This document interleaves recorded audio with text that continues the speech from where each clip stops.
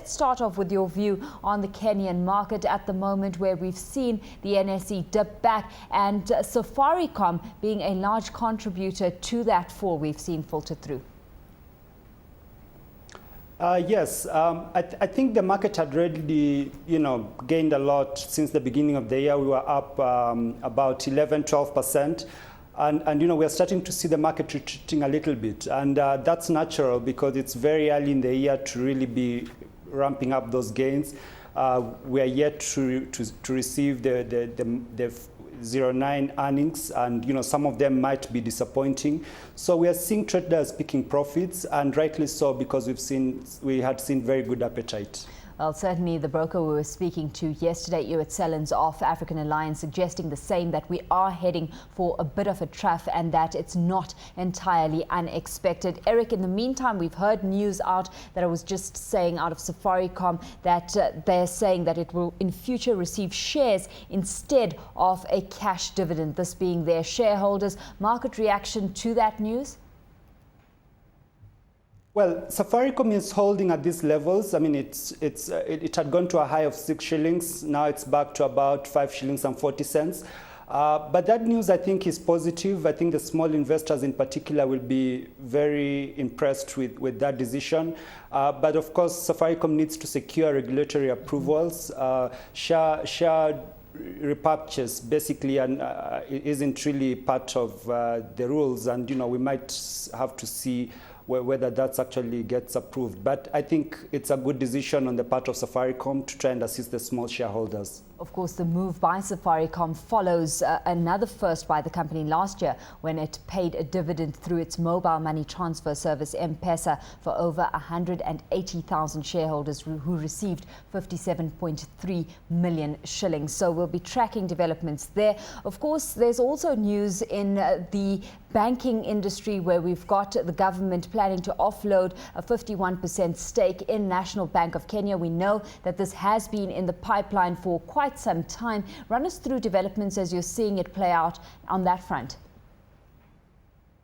I think the main negotiations now are between the government and the National Social Security Fund, because the National Social Security Fund holds a big proportion of the bank, and then Treasury holds the other bit. But they want to sell off the entire block as one, 51% to a strategic investor and the rest floated to the public. But I think the most important thing now for investors is to see how it's going to be privatized. If they sell a 51% to the public, to the strategic investor, would some money be involved to recapitalize the bank? Because we know the bank needs to improve its capital base. We know it's performed very well for last year, or at least it's held on along its own with the rest of the banking sector.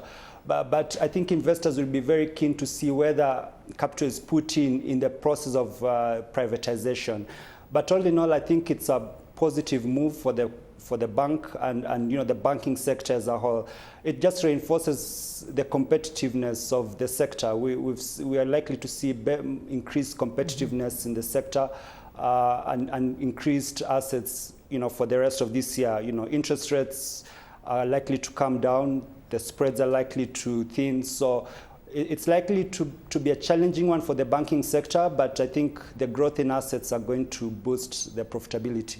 We know also that Equity Bank has expressed interest in acquiring a stake in National Bank of Kenya. Run us through what you see a tie-up of that kind actually doing for Equity Bank's portfolio, because it would mean extending its reach in the East African economy. Equity Bank has been very aggressive. I mean, if it goes into an acquisition, say for National Bank, you might start thinking at some point, with the expansion of equity, they might need some level of either increasing capital, because we also know that they're increasing in the region, increasing their footprint in the region.